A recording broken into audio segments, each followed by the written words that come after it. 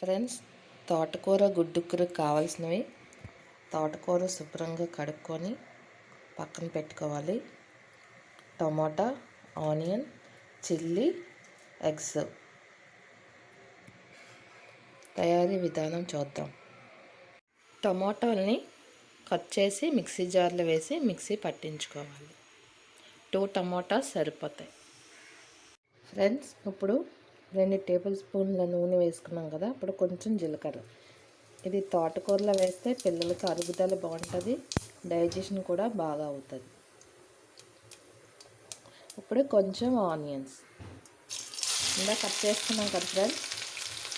ఒక పెద్ద ఆనియన్ దాన్ని ఇందులో వేసుకోవాలి. ఇప్పుడు ఆనియన్స్లో కొంచెం సాల్ట్ వేసుకుంటే ఆనియన్స్ బాగా వేగుతాయి ఫ్రెండ్స్.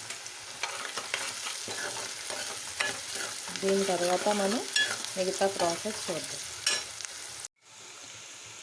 ఆనియన్ బ్రౌన్ కలర్ వచ్చాయి కదా ఫ్రెండ్స్. ఇప్పుడు తోటకూరని వేసుకుందాం. తోటకూరలో ఎక్కువ వాటర్ వస్తుంది కదా ఫ్రెండ్స్. ఇదంతా దగ్గర పడాక మనం టమాటా పేస్ట్ అందులో వేసుకోవాలి. ఇప్పుడు టమాటాని ఇందులో వేసుకున్నాం కదా ఫ్రెండ్స్. ఇప్పుడు 1 స్పూన్ కారం, అంటే మనకి 2 ఎగ్స్కి 20 రూపీస్, తోటకూరకి 1 స్పూన్ కారం సరిపోతుంది. అలాగే 1/2 స్పూన్ ఉప్పు వేసుకొని బాగా కలుపు.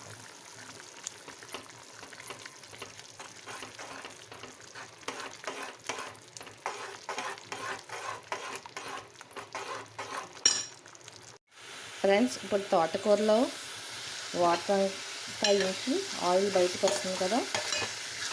ఇప్పుడు మనం ఎగ్స్ వేసుకోవాలి.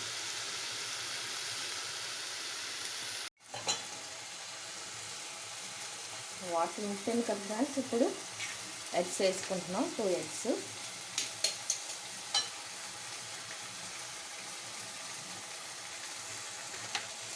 వీడియో తీసింది.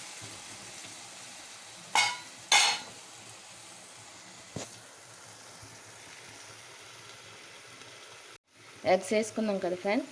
ఇప్పుడు వీటిని ఒక 5 మినిట్స్ అలా ఉంచి అప్పుడు కలపాలి.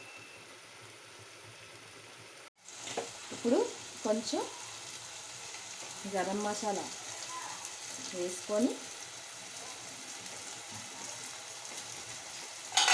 ఎగ్స్ని మనం బాగా కలుపుకోవాలి.